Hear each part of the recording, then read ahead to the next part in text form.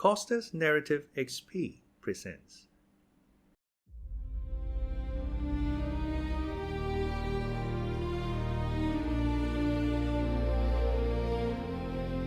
The Count of Monte Cristo by Alexandre Dumas.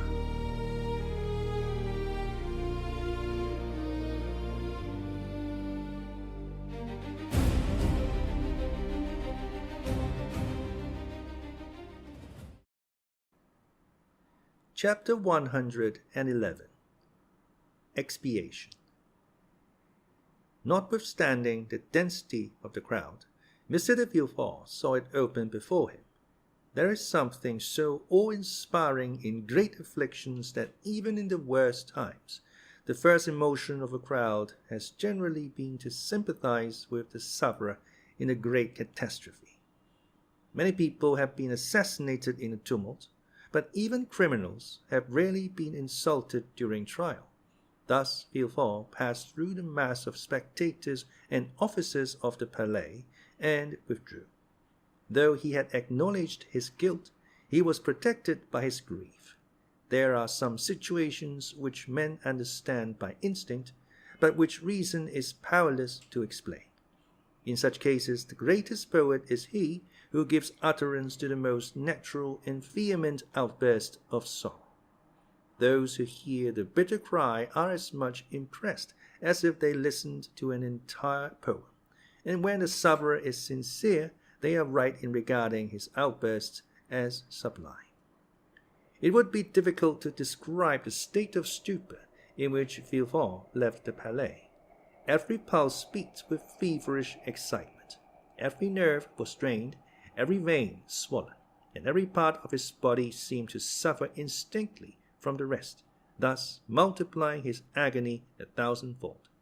He made his way along the corridors through force of habit. He threw aside his magisterial robe, not out of deference to etiquette, but because it was an unbearable burden, a veritable garb of Nessus, insatiate in torture. Having staggered as far as the Rue Dauphine, he perceived his carriage, awoke his sleeping coachman by opening the door himself, threw himself on the cushions, and pointed towards the Faubourg Saint-Honoré. The carriage drove on. All the weight of his fallen fortune seemed suddenly to crush him. He could not foresee the consequences.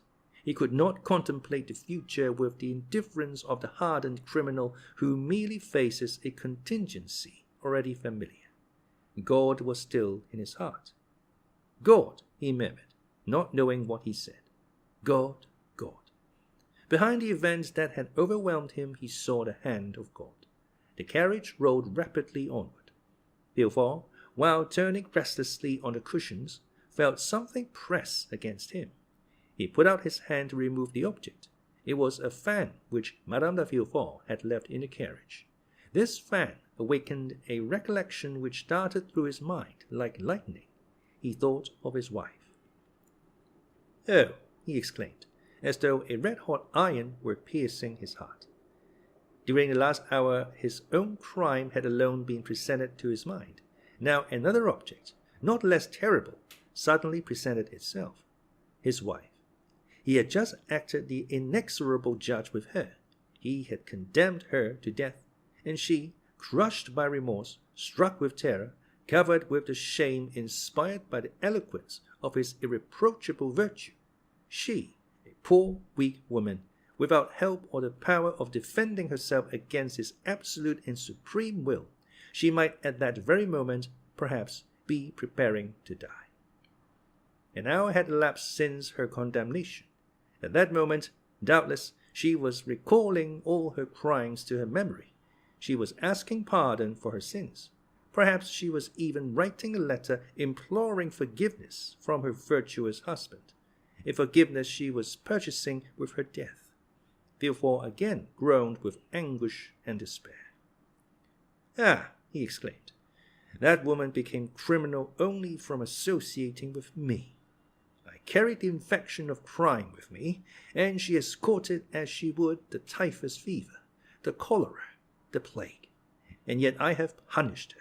I have dared to tell her, I have, repent and die. But no, She must not die. She shall live, and with me. We will flee from Paris and go as far as the earth reaches. I told her of the scaffold.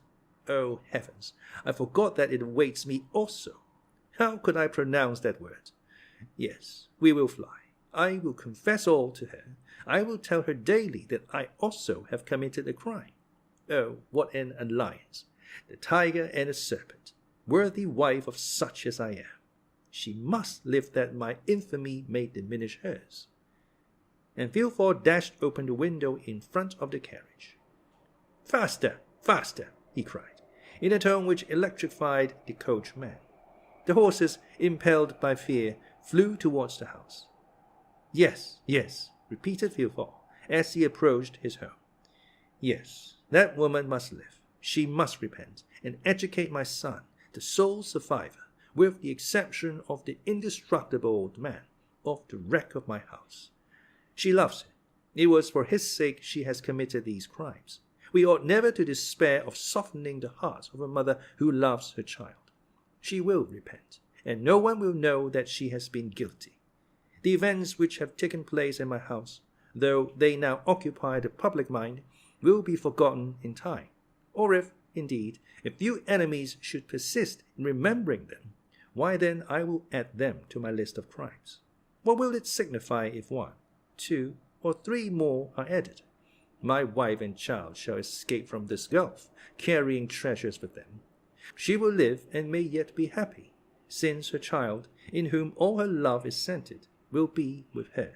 I shall have performed a good action, and my heart will be lighter. And the procureur breathed more freely than he had done for some time. The carriage stopped at the door of the house. Villefort leaped out of the carriage, and saw that his servants were surprised at his early return. He could read no other expression on their features. Neither of them spoke to him. They merely stood aside to let him pass by, as usual, nothing more. As he passed by Mr. Noirtier's room, he perceived 2 figures through the half-open door, but he experienced no curiosity to know who was visiting his father. Anxiety carried him on further. "Come," he said, as he ascended the stairs leading to his wife's room. "Nothing is changed here." He then closed the door of the landing. "No one must disturb us," he said. "I must speak freely to her, accuse myself, and say—" He approached the door, touched the crystal handle, which yielded to his hand. "Not locked," he cried. "That is well." And he entered the little room in which Edward slept, for though the child went to school during the day, his mother could not allow him to be separated from her at night. With a single glance, Villefort's eye ran through the room. "Not here," he said. "Doubtless she is in her bedroom." He rushed towards the door, found it bolted, and stopped, shuddering. "Héloïse," he cried. He fancied he heard the sound of a piece of furniture being removed. "Héloïse," he repeated. "Who is there?" answered the voice of her he sought. He thought that voice more feeble than usual. "Open the door," cried Villefort. "Open! It is I." But notwithstanding this request, notwithstanding the tone of anguish in which it was uttered, the door remained closed. Villefort burst it open with a violent blow. At the entrance of the room which led to her boudoir, Madame de Villefort was standing erect, pale, her features contracted, and her eyes glaring horribly. "Héloïse, Héloïse," he said, "what is the matter? Speak." The young woman extended her stiff white hands towards him. "It is done, monsieur," she said with a rattling noise which seemed to tear her throat. "What more do you want?" And she fell full length on the floor. Villefort ran to her and seized her hand, which convulsively clasped a crystal bottle with a golden stopper. Madame de Villefort was dead. Villefort, maddened with horror, stepped back to the threshold of the door, fixing his eyes on the corpse. "My son!" he exclaimed suddenly. "Where is my son? Edward! Edward!" And he rushed out of the room, still crying, "Edward! Edward!" The name was pronounced in such a tone of anguish that the servants ran up. "Where is my son?" asked Villefort. "Let him be removed from the house, that he may not see." "Master Edward is not downstairs, sir," replied the valet. "Then he must be playing in the garden. Go and see." "No, sir. Madame de Villefort sent for him half an hour ago. He went into her room, and has not been downstairs since. A cold perspiration burst out on Villefort's brow. His legs trembled, and his thoughts flew about madly in his brain like the wheels of a disordered watch.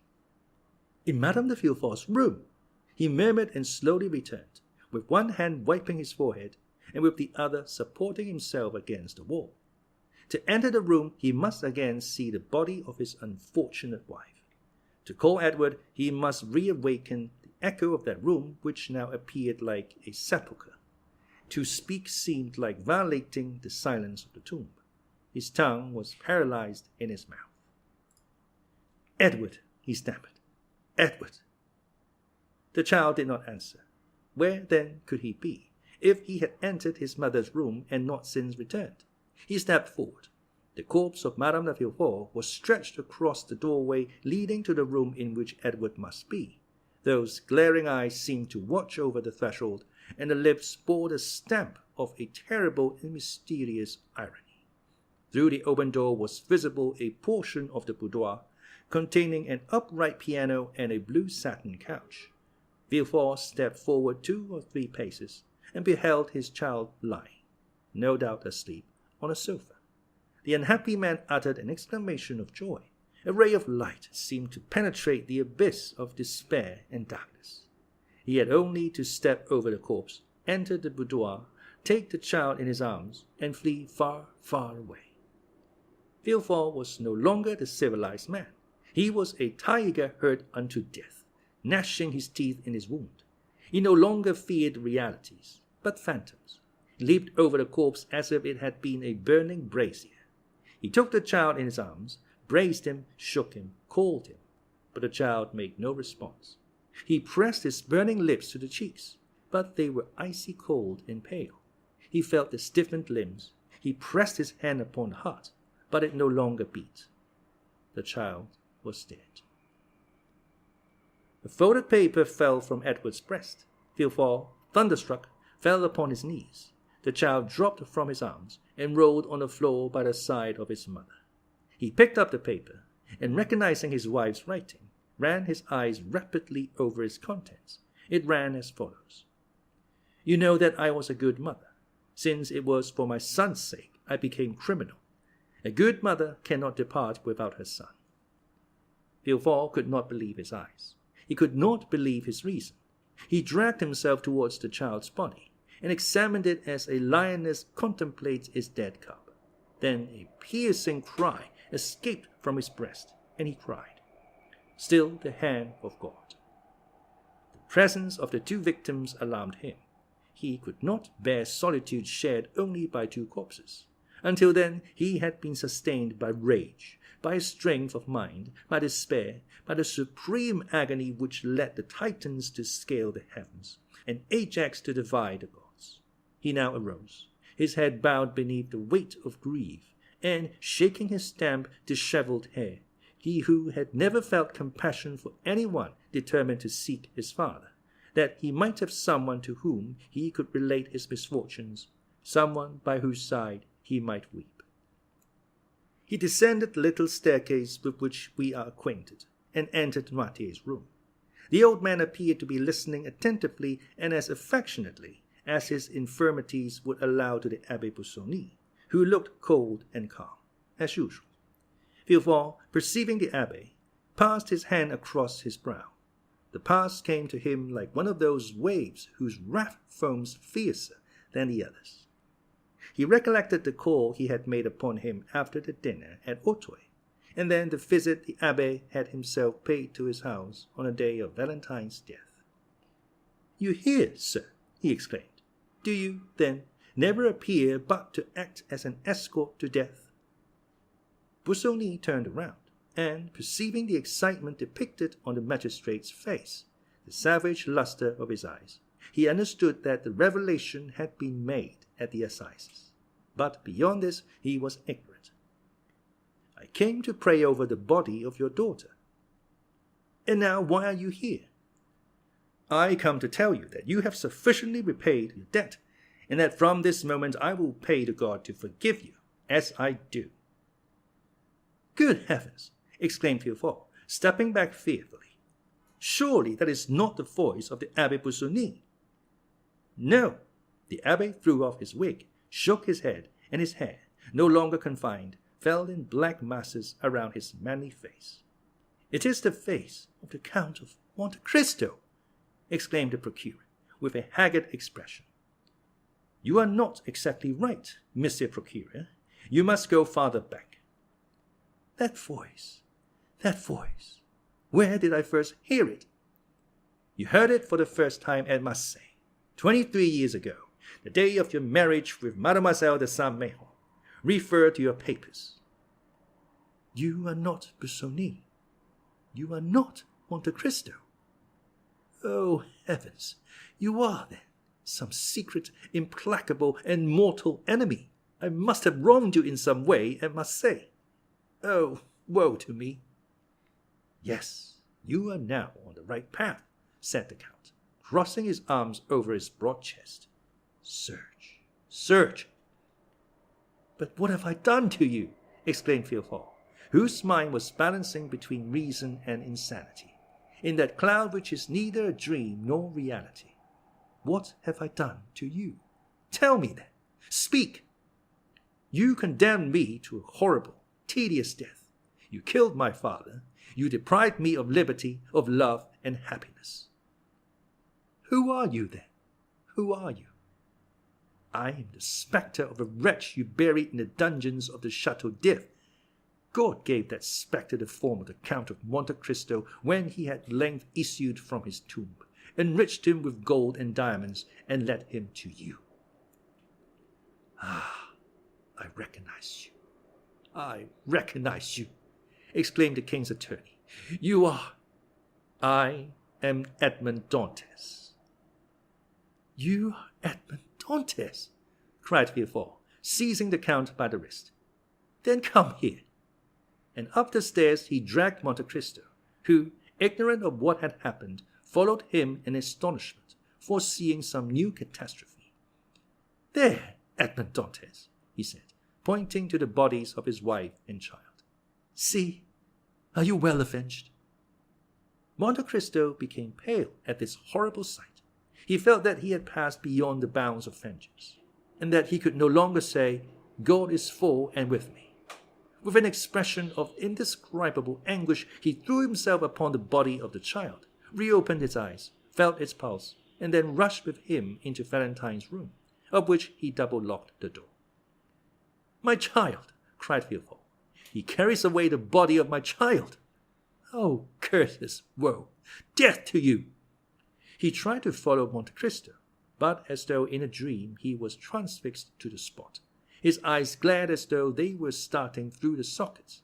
He griped the flesh of his chest until his nails were stained with blood. The veins of his temples swelled and boiled as though they would burst their narrow boundary and deluge his brain with living fire. This lasted several minutes, until the frightful overturn of reason was accomplished. Then, uttering a loud cry followed by a burst of laughter, he rushed down the stairs. A quarter of an hour afterwards the door of Valentine's room opened, and Monte Cristo reappeared, pale, with a dull eye and heavy heart. All the noble features of that face, usually so calm and serene, were overcast by grief. In his arms he held the child, whom no skill had been able to recall to life. Bending on one knee, he placed it reverently by the side of its mother, with its head upon her breast. Then, rising, he went out, and meeting a servant on the stairs, he asked, "Where is Monsieur de Villefort?" The servant, instead of answering, pointed to the garden. Monte Cristo ran down the steps, and advancing towards the spot designated beheld Villefort, encircled by his servants, with a spade in his hand, and digging the earth with fury. "It is not here," he cried. "It is not here." And then he moved farther on, and began again to dig. Monte Cristo approached him, and said in a low voice, with an expression almost humble, "Sir, you have indeed lost a son." But Villefort interrupted him. He had neither listened nor heard. "Oh, I will find him," he cried. "You may pretend he is not here, but I will find him, though I dig forever." Monte Cristo drew back in horror. "Oh," he said, "he is mad," and as though he feared that the walls of the accursed house would crumble around him, he rushed into the street, for the first time doubting whether he had the right to do as he had done. "Oh, enough of this, he cried. "Let me save the last." On entering his house, he met Morel, who wandered about like a ghost awaiting the heavenly mandate for return to the tomb. "Prepare yourself, Maximilien," he said with a smile. "We leave Paris tomorrow." "Have you nothing more to do there?" asked Morel. "No," replied Monte Cristo. "God grant I may not have done too much already." The next day they indeed left, accompanied only by Baptistin. Haydée had taken away Ali, and Petruchio remained with Martine.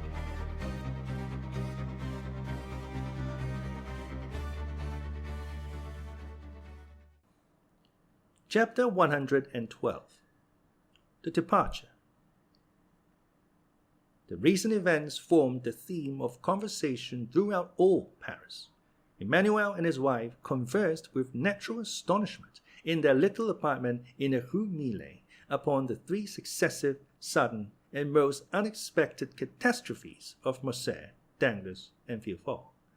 Maximilien, who was paying them a visit, listened to their conversation, or rather was present at it, plunged in his accustomed state of apathy.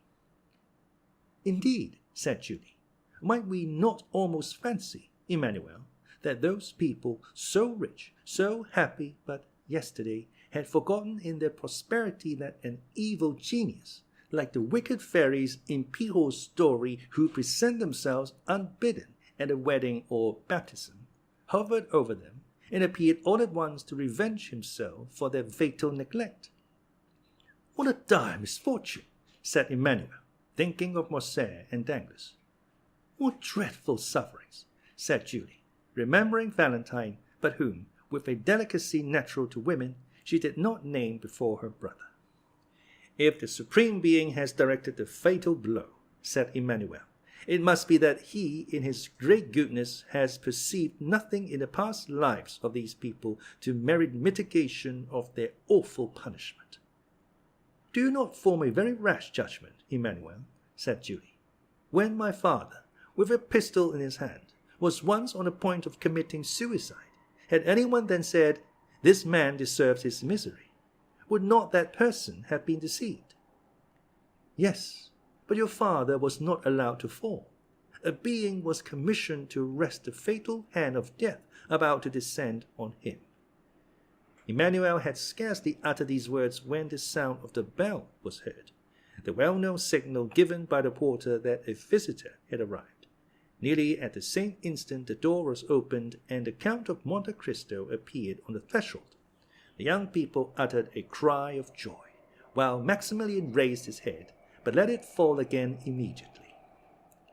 "Maximilien," said the Count, without appearing to notice the different impressions which his presence produced on the little circle, "I come to seek you." "To seek me?" repeated Morel, as if awakening from a dream. "Yes," said Monte Cristo. "Has it not been agreed that I should take you with me? And did I not tell you yesterday to prepare for departure?" "I am ready," said Maximilien. "I came expressly to wish them farewell." "Whither are you going, Count?" asked Julie. "In the first instance to Marseille, madam." "To Marseille?" exclaimed the young couple. "Yes, and I take your brother with me." "Oh, Count," said Julie, "will you restore him to us cured of his melancholy?" Morel turned away to conceal the confusion of his countenance. "You perceive, then, that he is not happy," said the Count. "Yes," replied the young woman, "and fear much that he finds our home but a dull one." "I will undertake to divert him," replied the Count. "I am ready to accompany you, sir," said Maximilien. "Adieu, my kind friends. Emmanuel, Julie, farewell." "How farewell?" exclaimed Julie. "Do you leave us thus, so suddenly, without any preparations for your journey, without even a passport?" "Needless delays but increase the grief of parting," said Monte Cristo, "and Maximilien has doubtless provided himself with everything requisite. At least, I advised him to do so." I have a passport, and my clothes are ready packed, said Morrel in his tranquil but mournful manner. Good, said Monte Cristo, smiling. In these prompt arrangements we recognize the order of a well-disciplined soldier. And you leave us, said Julie, at a moment's warning? You do not give us a day, no, not even an hour before your departure? My carriage is at the door, madam, and I must be in Rome in 5 days. But does Maximilien go to Rome? Exclaimed Emmanuel. I am going wherever it may please the Count to take me, said Morrel, with a smile full of grief. I am under his orders for the next month. Oh, heavens, how strangely he expresses himself, Count, said Julie. Maximilien goes with me, said the Count, in his kindest and most persuasive manner. Therefore, do not make yourself uneasy on your brother's account. Once more, farewell, my dear sister. Emmanuel, adieu, Morrel repeated. His carelessness and indifference touch me to the heart, said Julie. Oh, Maximilien, you are certainly concealing something from us. Sure, said Monte Cristo, you will see him return to you gay, smiling, and joyful. Maximilien cast a look of disdain, almost of anger, on the Count. We must leave you, said Monte Cristo. Before you quit us, Count, said Julie, will you permit us to express to you all that the other day? Madame, interrupted the Count, taking her 2 hands in his, all that you could say in words would never express what I read in your eyes.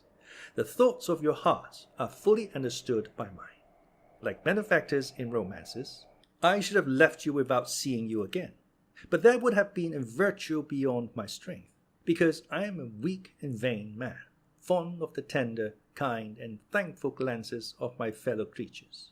On the eve of departure, I carry my egotism so far as to say, do not forget me, my kind friends, for probably you will never see me again. Never see you again, exclaimed Emmanuel, while 2 large tears rolled down Julie's cheeks. Never behold you again. It is not a man, then, but some angel that leaves us, and this angel is on the point of returning to heaven after having appeared on earth to do good. Say not so, quickly returned Monte Cristo. Say not so, my friends. Angels never err. Celestial beings remain where they wish to be. Fate is not more powerful than they. It is they who, on the contrary, overcome fate. No, Emmanuel, I am but a man, and your admiration is as unmerited as your words are sacrilegious. And pressing his lips on the hand of Julie, who rushed into his arms, he extended his other hand to Emmanuel. Then, tearing himself from this abode of peace and happiness, he made a sign to Maximilien, who followed him passively, with the indifference which had been perceptible in him ever since the death of Valentine had so stunned him. Restore my brother to peace and happiness, whispered Julie to Monte Cristo. And the Count pressed her hand in reply, as he had done 11 years before on a staircase leading to Morrel's study. You still confide, then, in Sinbad the sailor? Asked he, smiling. Oh, yes, was the ready answer.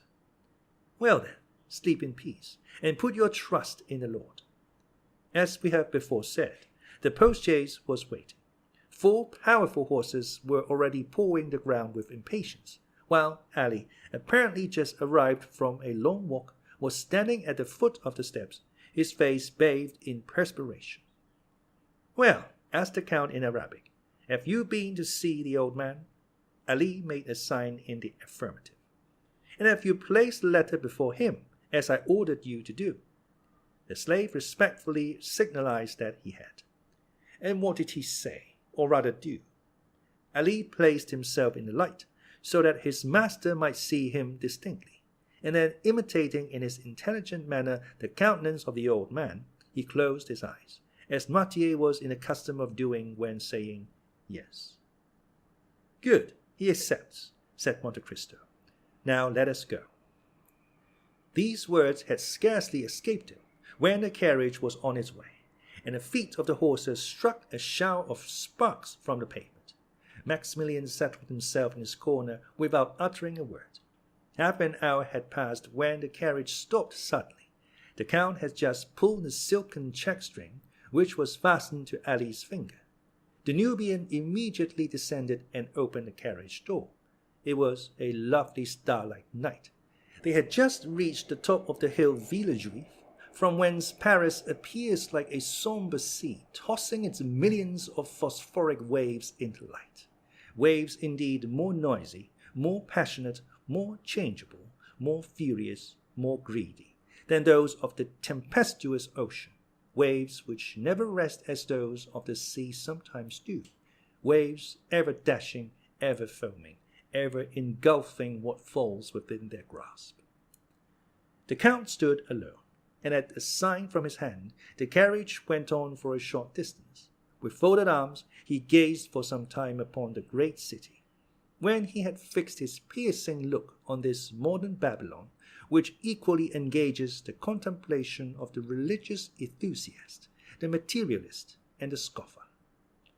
"Great city," murmured he, inclining his head, and joining his hands as if in prayer. "Less than 6 months have elapsed since first I entered thy gates. I believe that the Spirit of God led my steps to thee, and that he also enables me to quit thee in triumph. The secret cause of my presence within thy walls I have confided alone to him who has had the power to read my heart. God only knows that I retire from thee without pride or hatred, but not without many regrets. He only knows that the power confided to me has never been made subservient to my personal good or to any useless cause. O great city, it is in thy palpitating bosom that I have found that which I sought. Like a patient miner, I have dug deep into thy very entrails to root out evil thence. Now my work is accomplished. My mission is terminated.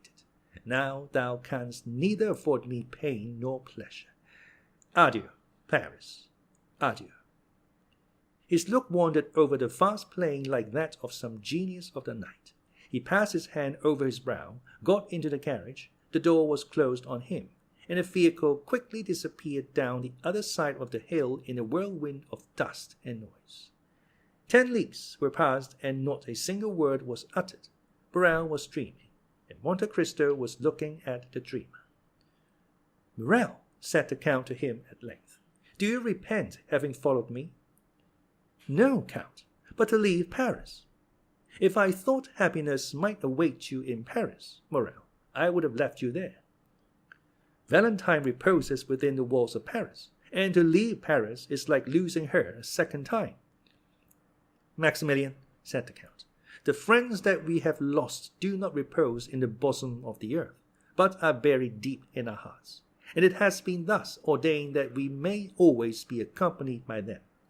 I have 2 friends, who in this way never depart from me, the one who gave me being, and the other who conferred knowledge and intelligence on me. Their spirits live in me. I consult them when doubtful, and if I ever do any good, it is due to their beneficent counsels.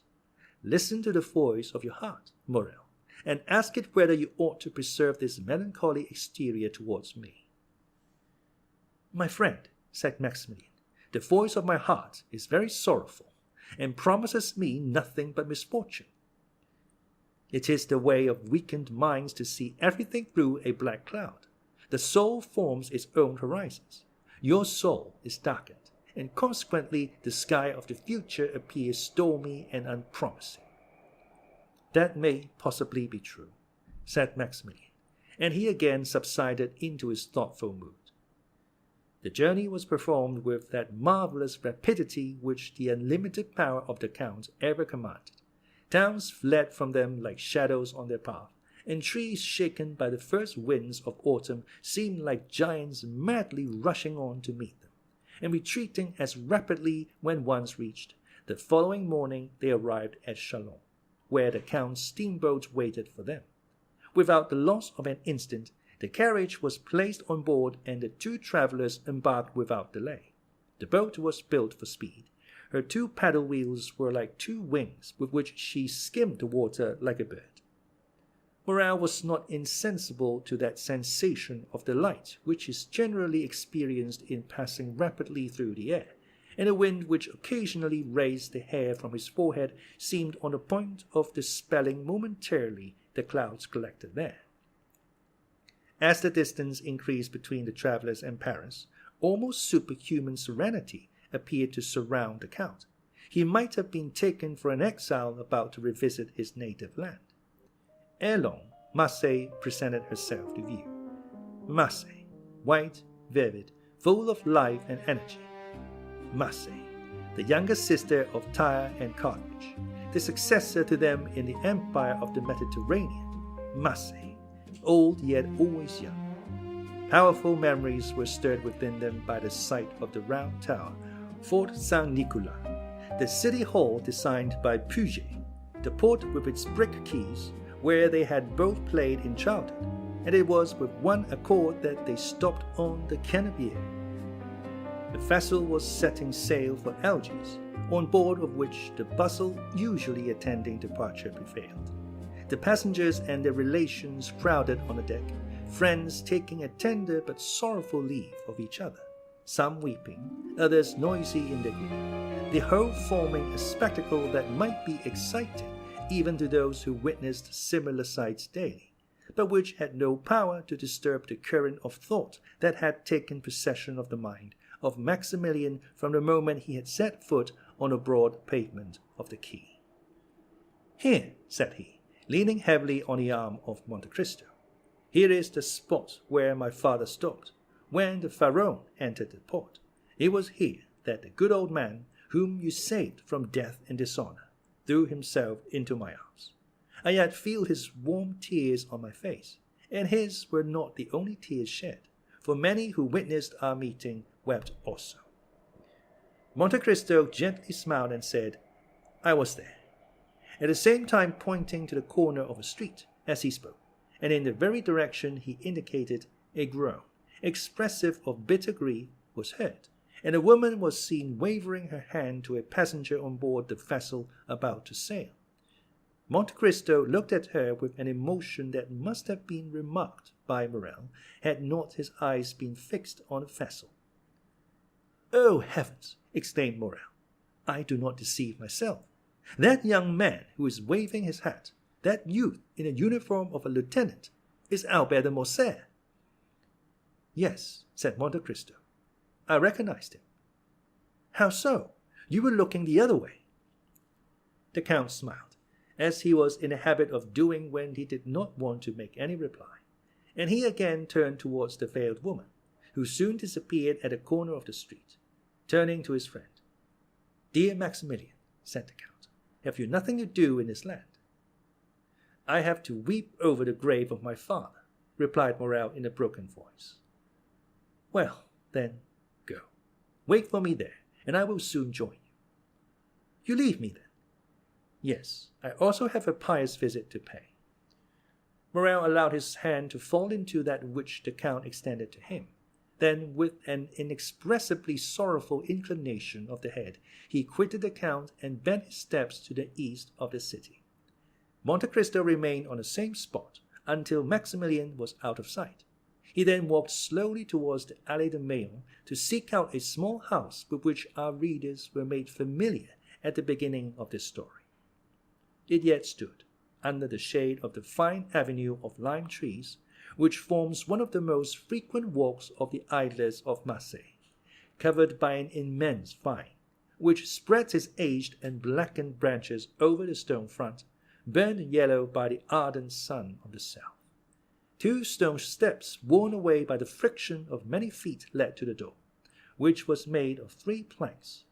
The door had never been painted or varnished, so great cracks yawned in it during the dry season to close again when the rains came on. The house, with all its crumbling antiquity and apparent misery, was yet cheerful and picturesque, and was the same that old Dantès formerly inhabited, the only difference being that the old man occupied merely the garret, while the whole house was now placed at the command of Mercédès by the Count. The woman whom the Count had seen leave the ship with so much regret entered this house. She had scarcely closed the door after her when Monte Cristo appeared at the corner of a street, so that he found and lost her again almost at the same instant. The worn-out steps were old acquaintances of his. He knew better than anyone else how to open that weather-beaten door with the large-headed nail which served to raise the latch within. He entered without knocking, or giving any other intimation of his presence, as if he had been a friend or the master of the place. At the end of the passage paved with bricks was a little garden, bathed in sunshine and rich in warmth and light. In this garden Mercédès had found, at the place indicated by the Count, the sum of money which he, through a sense of delicacy, had described as having been placed there 24 years previously. The trees of the garden were easily seen from the steps of the street door. Monte Cristo, on stepping into the house, heard a sigh that was almost a deep sob. He looked in the direction whence it came, and there under an arbor of Virginia jasmine, with its thick foliage and beautiful long purple flowers, he saw Mercédès seated, with her head bowed and weeping bitterly. She had raised her veil, and with her face hidden by hands was giving free scope to the sighs and tears which had been so long restrained by the presence of her son. Monte Cristo advanced a few steps, which were heard on the gravel. Mercédès raised her head, and uttered a cry of terror on beholding a man before her. "Madame," said the Count, "it is no longer in my power to restore you to happiness, but I offer you consolation. Will you deign to accept it as coming from a friend?" "I am, indeed, most wretched," replied Mercédès. "Alone in the world. I had but my son, and he has left me." "He possesses a noble heart, madam," replied the Count, "and he has acted rightly. He feels that every man owes a tribute to his country. Some contribute their talents, others their industry. These devote their blood, those their nightly labors, to the same cause. Had he remained with you, his life must have become a hateful burden, nor would he have participated in your griefs. He will increase in strength and honor by struggling with adversity, which he will convert into prosperity. Leave him to build up the future for you, and I venture to say you will confide it to safe hands."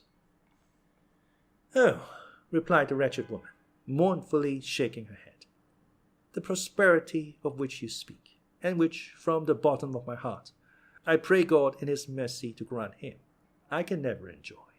The bitter cup of adversity has been drained by me to the very dregs, and I feel that the grave is not far distant. You have acted kindly, Count, in bringing me back to the place where I have enjoyed so much bliss.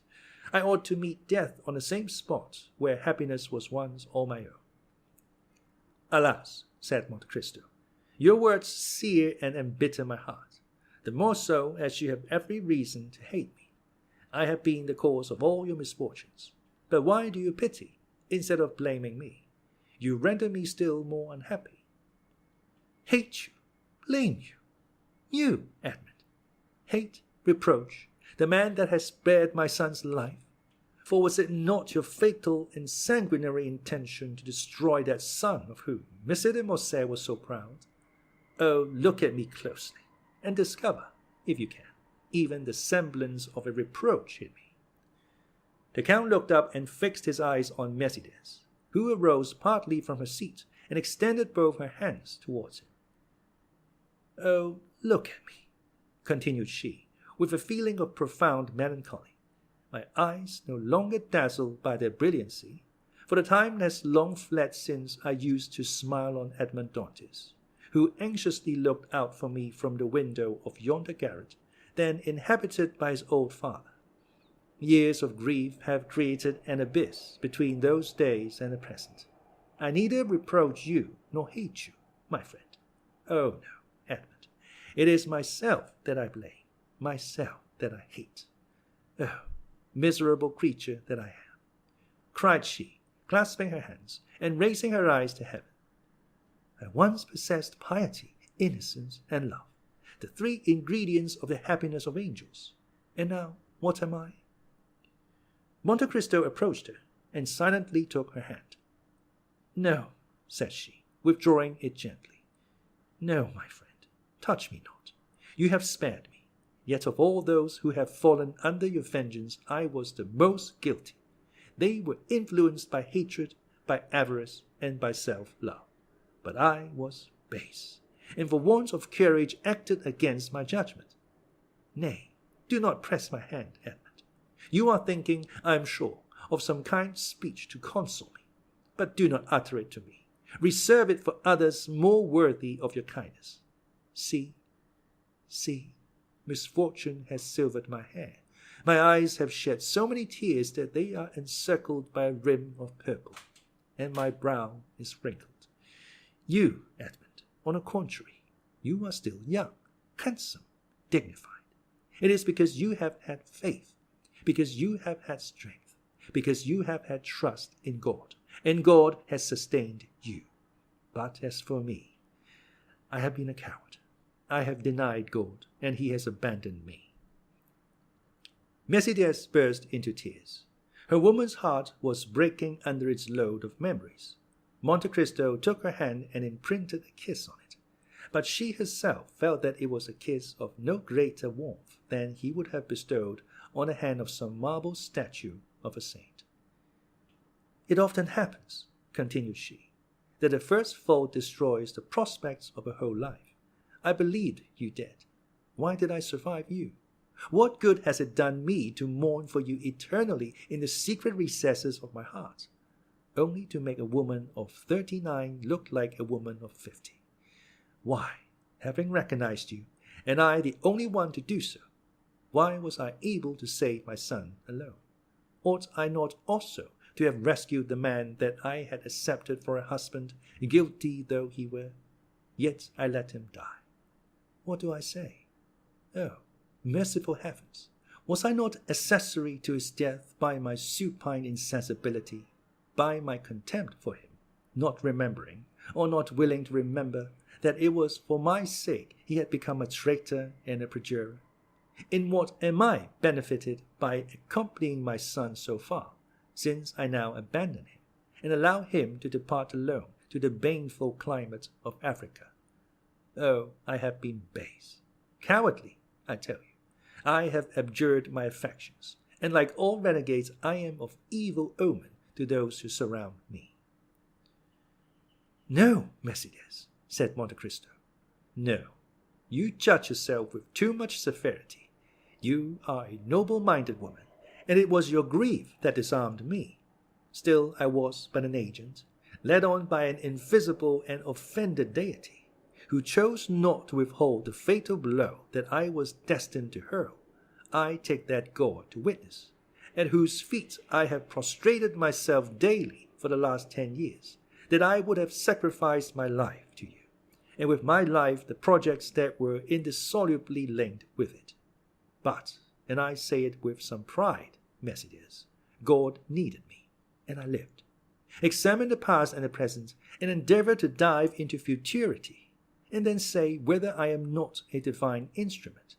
The most dreadful misfortunes, the most frightful sufferings, the abandonment of all those who loved me, the persecution of those who did not know me, formed the trials of my youth, when suddenly, from captivity, solitude, misery, I was restored to light and liberty, and became the possessor of a fortune so brilliant, so unbounded, so unheard of, that I must have been blind not to be conscious that God had endowed me with it to work out his own great designs.